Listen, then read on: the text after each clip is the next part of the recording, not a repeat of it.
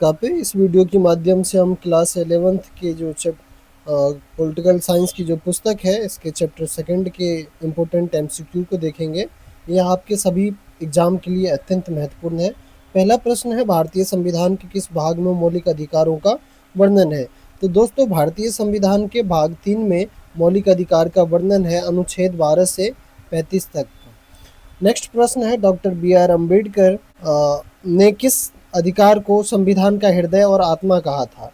तो दोस्तों, doctor B are Ambedkar के द्वारा भारतीय संविधान में आर्टिकल 32 के तहत दिए गए संवैधानिक उपचार के अधिकार को भारतीय संविधान के हृदय और आत्मा कहा गया था। ये अत्यंत महत्वपूर्ण है, आप इसे याद रखेंगे। क्वेश्चन नंबर 3 है, किस संविधान संशोधन द्वारा संपत्ति के अधिकार को मौलिक अधिकारों से हटाया गया था? तो दोस्तों, संपत्ति के अधिकार पहले मौलिक अधिकार का हिस्सा हुआ करता था, परंतु वर्तमान समय में यह जो है एक लीगल राइट है। आर्टिकल 300 ए में जो है इसे लीगल राइट बनाया गया था 44वां संविधान संशोधन के माध्यम से। तो दोस्तों, आप नेक्स्ट प्रश्न है, अस्पृश्यता का अंत संविधान के किस अनुच्छेद में है? यानी मौलिक अधिकार के तहत जो छुआछूत की जो समाप्ति की गई, अनटचेबिलिटी की, यह भारतीय संविधान के किस अनुच्छेद में है? तो दोस्तों, ये अनुच्छेद 17 में इसका वर्णन है। अब यहाँ पे अगर कुछ महत्वपूर्ण अनुच्छेद को देखें, जैसे 14 अगर आप देखें, अनुच्छेद 14 अगर देखें, तो ये कहता है कि विधि के समक्ष समानता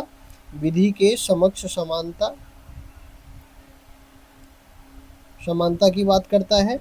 नेक्स्ट है आर्टिकल 15 की अगर हम बात करें, तो यह कहता है कि धर्म, मूल, वंश या जन्म स्थान के आधार पर किसी भी व्यक्ति के साथ में भेदभाव नहीं किया जाएगा। और नेक्स्ट जो है आर्टिकल 18 जो है, ये जो टाइटल है इसकी समाप्ति करता है, यानी कि उपाधियों की समाप्ति कर दिया गया इस अनुच्छेद के माध्यम से। तो इस प्रकार से ये सभी आर्टिकल अत्यंत महत्वपूर्ण है, यहाँ से एग्जाम में क्वेश्चन बनाए जाते हैं। नेक्स्ट प्रश्न है, निवारक नज़रबंदी के तहत किसी व्यक्ति को अधिकतम कितनी अवधि तक हिरासत में रखा जा सकता है? तो दोस्तों, निवारक नज़रबंदी के तहत किसी भी व्यक्ति को जब हिरासत में लिया जाता है तो वो संदेह के आधार पर लिया जाता है। किसी भी व्यक्ति के ऊपर में अगर प्रशासन या सरकार को संदेह हो कि यह व्यक्ति देश की एकता, अखंडता एवं शांति के लिए खतरा बन सकता है, तो उस व्यक्ति को शक के आधार पे गिरफ्तार किया जा सकता है। इसे ही निवारक नज़रबंदी के नाम से जाना जाता है। यह जब गिरफ्तार किया जाता है तो पहली बार 3 महीने के लिए उन्हें रखा जा सकता है, और उसके बाद में और अधिक समय तक अगर रखने की आवश्यकता जान पड़ती है तो इसके लिए एक कमेटी का गठन किया जाता है, और इसके बाद में उन्हें और जो है अधिक 3 महीने तक रखा जा सकता है। नेक्स्ट प्रश्न है, समानता का अधिकार संविधान के किन अनुच्छेद में वर्णित है? तो दोस्तों, समानता के अधिकार जो है यह भारतीय संविधान के अनुच्छेद 14 से 18 तक इसका वर्णन है मौलिक अधिकार के तहत। नेक्स्ट प्रश्न है, अनुच्छेद 21 के अंतर्गत कौन सा अधिकार प्राप्त है? तो आर्टिकल 21 जो है जीवन और व्यक्तिगत स्वतंत्रता का अधिकार है, तो ऑप्शन बी होगा इसका। नेक्स्ट प्रश्न है, वर्तमान में भारतीय संविधान में कितने मौलिक अधिकार है? तो दोस्तों, वर्तमान समय में भारतीय संविधान में जो फंडामेंटल राइट की संख्या है ये 6 है। ये पहले 7 हुआ करता था, परंतु संपत्ति के अधिकार को 44वां संविधान संशोधन के माध्यम से 1978 में हटा दिया गया। तो वर्तमान समय में 6 फंडामेंटल राइट है। नेक्स्ट प्रश्न है, राज्य के नीति निर्देशक तत्व संविधान के किस भाग में है? दोस्तों, नीति निर्देशक तत्व जो है यह भारतीय संविधान के भाग में आता है, जो कि आर्टिकल 36 से लेकर के 51 तक है। यानी आर्टिकल 12 से 35 तक फंडामेंटल राइट है, और 36 से लेकर के 51 तक जो है ये डीपीएसपी है, नीति निर्देशक तत्व। और 51A में जो है वर्णन किया गया है मौलिक कर्तव्य का। नेक्स्ट प्रश्न है, बंदी प्रत्यक्षीकरण रिट का शाब्दिक अर्थ क्या है, जिसे इंग्लिश में हैबियस कॉर्पस के नाम से जाना जाता है? आप इसका नाम याद रखेंगे, यह एग्जाम में कई बार यहाँ से प्रश्न पूछे जाते हैं, और इसके इंग्लिश नाम के आधार पे भी प्रश्न पूछे जाते हैं। दोस्तों, जो 10th है इसका जो आंसर है ये बी है। इसका हिंदी में अगर कहें तो शरीर को प्रस्तुत करना कहा जाता है, to have the body of.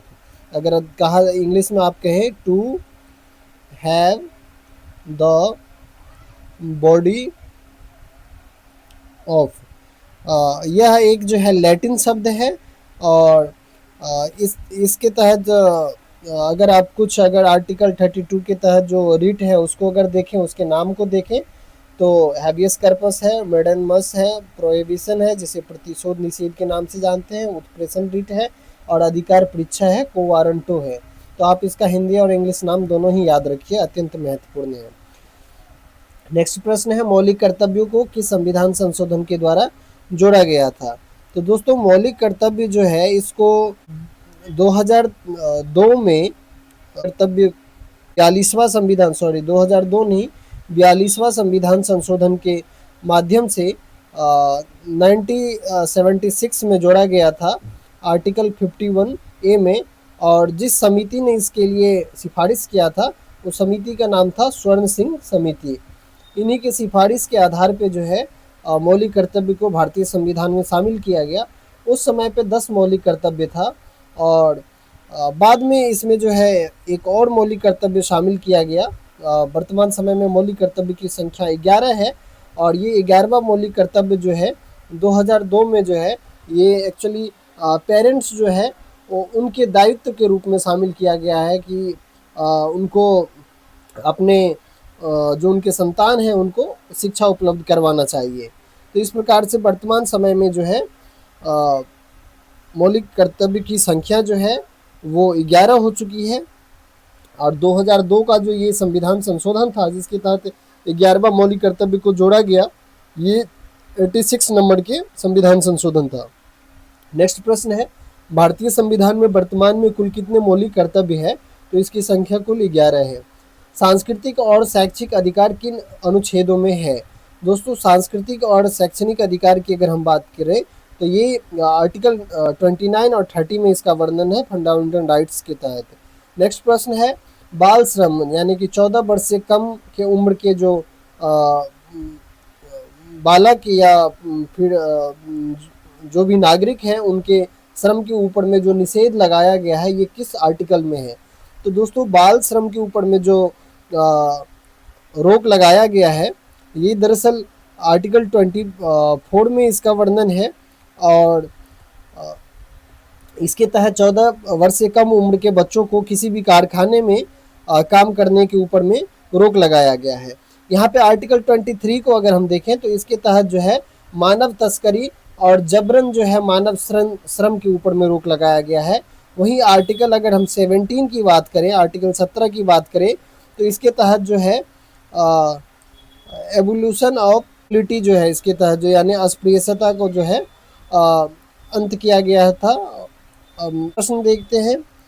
Next प्रश्न कह रहा है कि राष्ट्रीय मानवाधिकार आयोग NHRC का गठन कब हुआ था?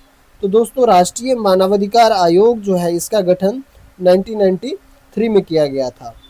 नेक्स्ट प्रश्न है, विधि का शासन रूल ऑफ लॉ किस अनुच्छेद का आधार है? दोस्तों रूल ऑफ लॉ की अगर हम बात करें तो यह आर्टिकल जो 14 है इसका आधार है। दरअसल समानता के अधिकार के तहत ही आता है, यानी कि कानून के समक्ष सभी व्यक्ति समान है, इसी को रूल ऑफ लॉ कहा जाता है। नेक्स्ट प्रश्न है क्वेश्चन नंबर 17, नीति निर्देशक तत्वों का मुख्य उद्देश्य क्या है? तो दोस्तों नीति निर्देशक तत्व के अगर हम मुख्य उद्देश्य की बात करें तो उसका जो मुख्य उद्देश्य है वो लोक कल्याणकारी राज्य की स्थापना करना है। नेक्स्ट प्रश्न है, परमादेश मैडनमस रिट का अर्थ क्या है?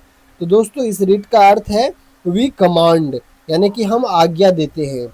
नेक्स्ट प्रश्न है 19, भारत में मौलिक अधिकारों का रक्षक कौन है? तो दोस्तों भारत में मौलिक अधिकार का जो रक्षक है ये दरअसल न्यायपालिका को माना जाता है। तो आर्टिकल जो 32 के तहत संवैधानिक उपचार के जो अधिकार दिए गए हैं इसके तहत अगर किसी भी व्यक्ति को मौलिक अधिकार का हनन होता है तो वो व्यक्ति कोर्ट जा सकता है। तो इस प्रकार से मौलिक अधिकार का जो रक्षक है वो न्यायपालिका है। यहाँ पे परमादेश के शाब्दिक अर्थ को अगर हम देखें जो क्वेश्चन नंबर 18 में दिया गया था, वी कमांड होता है, हम आज्ञा देते हैं। ये लैटिन शब्द का हिंदी अनुवाद है और सरल शब्दों में अगर कहें तो यह न्यायपालिका के द्वारा किसी सार्वजनिक अधिकारी या संस्था को दिया गया एक आधिकारिक निर्देश है कि वह अपने कानूनी कर्तव्यों का पालन करे।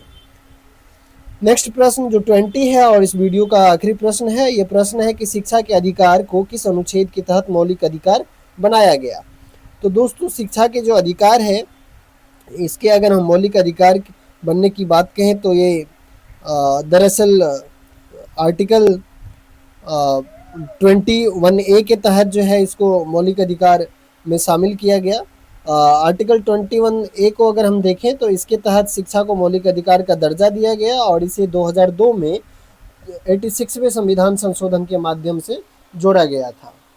दोस्तों मुझे उम्मीद है कि आपको ये वीडियो पसंद आया होगा, और आपको अगर ये वीडियो पसंद आया हो तो कृपया वीडियो को लाइक करें और चैनल को सब्सक्राइब करें, अपने दोस्तों के साथ ज़रूर शेयर करें। मिलते हैं और एक नेक्स्ट वीडियो में जो ऑब्जेक्टिव टाइप होगा, और उसमें भी हम कुछ प्रश्न की चर्चा करेंगे। फिर इसके बाद में हम चैप्टर 3 को स्टार्ट करेंगे। धन्यवाद।